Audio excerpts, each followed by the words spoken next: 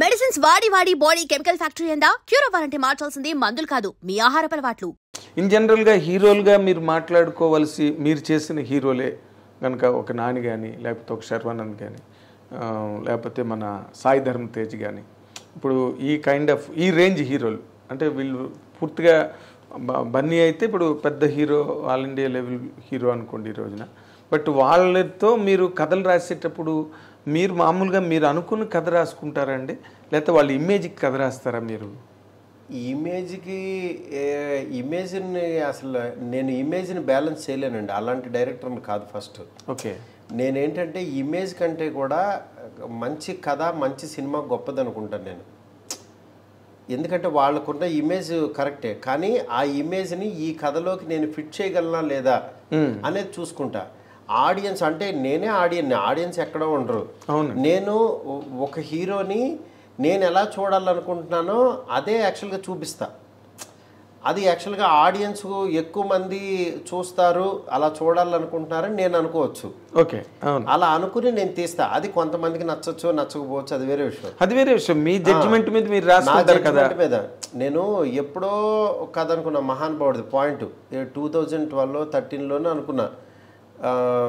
ఒక క్లెన్లీనెస్ ఉన్నవాడు, ఓసిడి దీని మీద ఉన్నవాడు, మాస్కులు పెట్టుకుని తిరుగుతాడు, ఇది ఇట్లాగా. అసలు దాంట్లో ఆ సినిమాలో ఏంటంటే వైరస్ కూడా అనుకున్నా.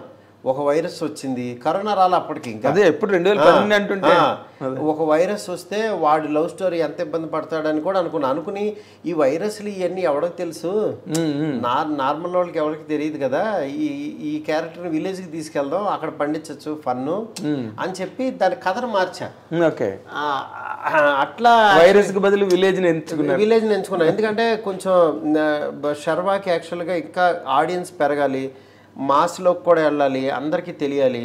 శర్వా అంటే క్లాసు, అంటే ఓసిడి కాన్సెప్టే క్లాసు, ఇట్లా ఉంటది అనుకుని యాక్చువల్గా నేను దాన్ని స్పాన్ పెంచడం కోసం అట్లా చేశాను అనమాట.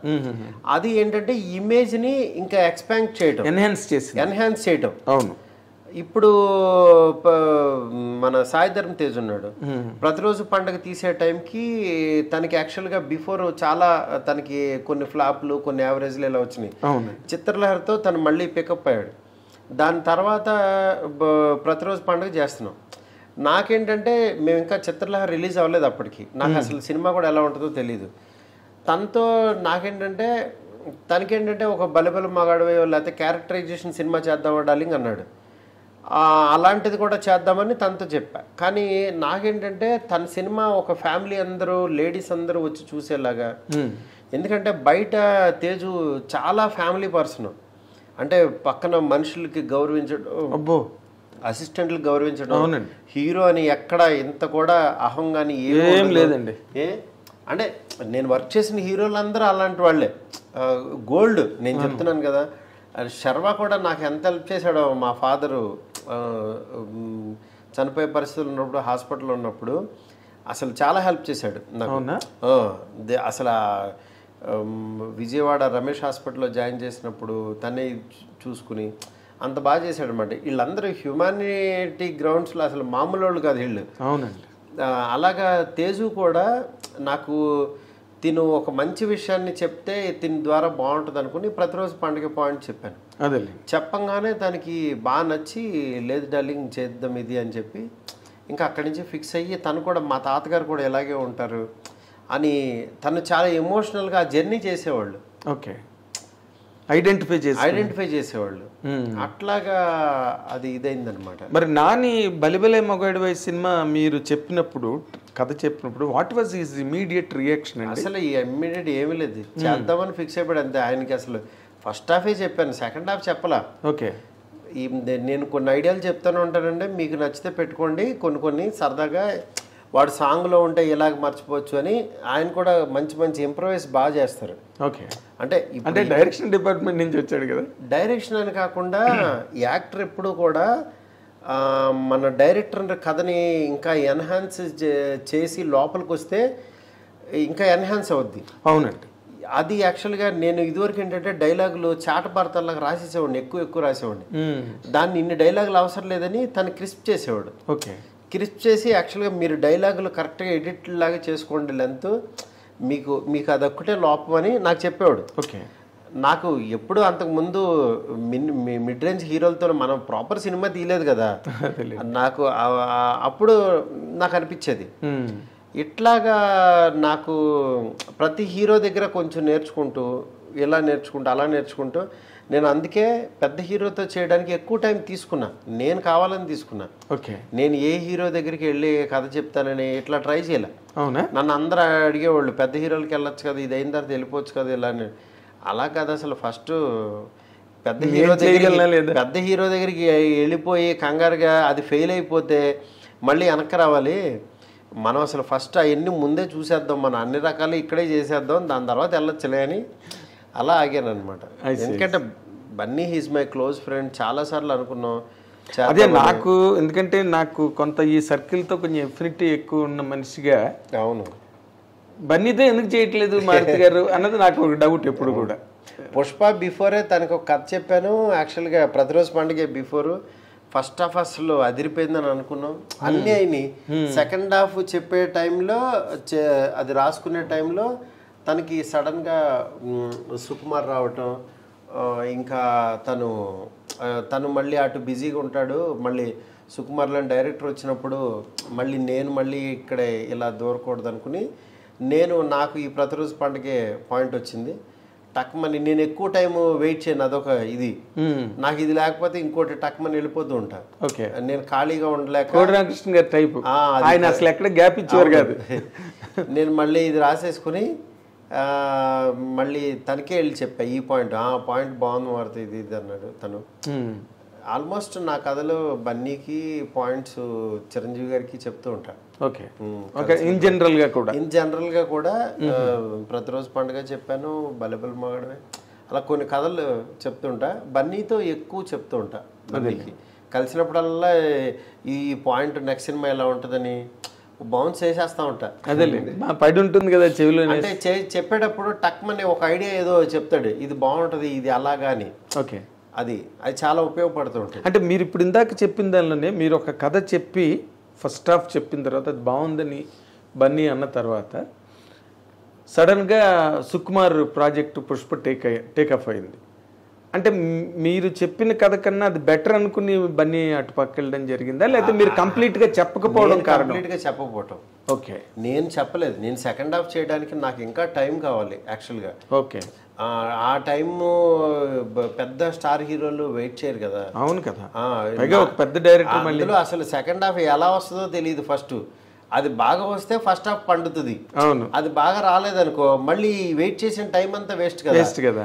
నాకు కూడా దాని మీద అంత కాన్ఫిడెన్స్ లేక నేను వదిలేసాను. ఓకే. నేను అది సెకండ్ హాఫ్ బాగా వస్తుందా రాదనే డౌట్లు, నాకు 2 వర్షన్స్ రాసి అది ఇంకా రావట్లేదని చెప్పి వదిలేసాను. ఇంకా కథ నా కథ అది తీయలేదు, ఇంకా పక్కన పడేసాను. ఎప్పుడైనా అలాగే చేయాలండి. బాగా ఫస్ట్ హాఫ్ వచ్చేసిందని షూటింగ్కి వెళ్ళిపోకూడదు. అన్ని బలిబలు మగాడవే అవ్వవు కదా. కొత్త పాయింట్ ఏదో తగులుతుంది ఒక్కోసారి. అవునండి. ఒక్కోసారి అసలు నరకం చూపించేస్తుంది.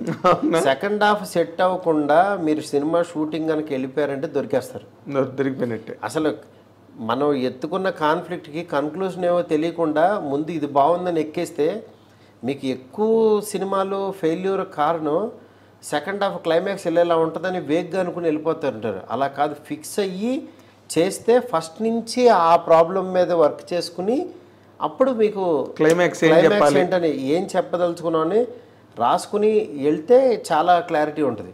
ఓకే. లేకపోతే సినిమా ఎడిటింగ్లు అప్పుడు ఇంకో 2 సీన్లు రాయాలని, ఇది పండట్లేదని, ఇప్పుడు ఇంకోటి ఏదో అని, ఈ రిపేర్లన్నీ ఎందుకు వస్తున్నాయి? దానికే పెద్ద షెడ్యూల్స్ అవుతాయి. రిపేర్ల వర్కే ఇప్పుడు అదేదో ముందే పడ్డాం అనుకోండి ఖాళీగా. అవును కదా. పేపర్ మీదే పోద్ది. అవును, పేపర్ మీదే ఎడిటింగ్ కూడా చేసుకుని. ఇదేమవుద్దంటే వాళ్ళ డేట్స్ ఖాళీ ఉన్నాయి, వీళ్ళ డేట్లు ఖాళీ ఉన్నాయి, ముందు మొదలెట్టేద్దాం, ఎలాగో ఒప్పుకున్నాడు కదా అని వెళ్తాం. అవును. వెళ్ళిన తర్వాత అమ్మ అసలు అక్కడి నుంచి నరకం కనపడుద్ది. అలాంటి పొరపాటు ఏం జరగలేదుగా మీ సినిమాల్లో? నా సినిమాల్లో నా యావరేజ్ సినిమాల్లో అన్నిట్లోనూ జరిగింది. అవునా? ఖచ్చితంగా ఇది ఇలా ఉంటుందని వెళ్తాం. ఈ రన్నింగ్ లో ఇది కాదు ఇలా వెళ్తే బాగుంటుందని అనుకుంటాం. బాబు బంగారం కదే, కొత్త జంట కదే, శైలజారెడ్డి కదే, పక్క కమర్షియల్ కదే అనుకుని వేరేలాగా వెళ్ళినాయి. కానీ మంచి టైటిల్ అండి పక్కా కమర్షియల్. అవును, మంచి మాస్ టైటిల్, అసలు పేలిపోతుంది అనుకున్నారు అందరూ, కానీ అది మిస్ఫైర్ అయింది. అవునవును, పోన్లేండి, మంచిది మిస్ఫైర్ అవటం. అదేలేండి, అఫ్ కోర్స్ మీరు ఇందాక చెప్పిన ఇప్పుడు మీ ఫిలాసఫీ అది అయినప్పుడు అవును, నథింగ్ డ్యామేజెస్ యూ అండి. అవును, సైకలాజికల్గా మహా అయితే ఫెయిల్ అయిన రోజు లేకపోతే ఇంకో రోజు ఆ ఒక్కరోజు కొంచెం ష్రింక్ అవుతామండి. అవును, దాని తర్వాత మళ్ళీ ఒక కొత్త పాయింట్ ఎంచుకున్న రోజు ఇంక ఎనర్జీ వచ్చేస్తుంది. ఎనర్జీ వచ్చేస్తుంది. అబ్బాయి ఈసారి అమ్మ భలే మంచి పాయింట్ అని ఇప్పుడు మన వాళ్ళకి, మా చుట్టుపక్కల ఉన్న వాళ్ళకి ఈ కథ డార్లింగ్ ఇది అని చెప్తా ఇది అదిరిపోద్దని, ఇది కొడతామని ఇట్లా ఫిక్స్ అవుతాం కదా. ఇక ఆ రోజు నుంచి ఎనర్జీ వచ్చేస్తుంది. కానీ ఫెయిల్యూర్ తో పాటు ఎక్కువ రోజులు జర్నీ చేస్తాం చూడండి, ఆ సినిమాతో పాటు సైకలాజికల్ గా అమ్మాయి ఈ సినిమా ఎప్పుడు రిలీజ్ అయిపోద్దిరా బాబు, ఎప్పుడు వదిలేస్తుందిరా బాబు అనిపిస్తుంది. And for more videos, please subscribe to iDream. Please subscribe to iDream. Please subscribe iDream. And please subscribe to iDream. For more videos, subscribe to iDream. please like, share and subscribe to the channel. Congratulations, iDream. Subscribe to iDream. Subscribe to iDream. So subscribe to iDream Media. iDream ki iDream team andarki huge congratulations. Please subscribe iDream Media. Please subscribe to iDream. Subscribe iDream. Please subscribe to iDream. iDream అంటే నా కళల channel subscribe చేసుకున్నారు, నోరు తిరుగుతలేదు, మీరైతే గంట గుర్తు కొట్టండి. For more such videos, please subscribe to iDream. Subscribe to iDream. Please subscribe to iDream. Please subscribe iDream Media. Please do subscribe to iDream. Please subscribe to iDream Media. For best entertainment and information, please subscribe iDream. And don't forget to subscribe to iDream.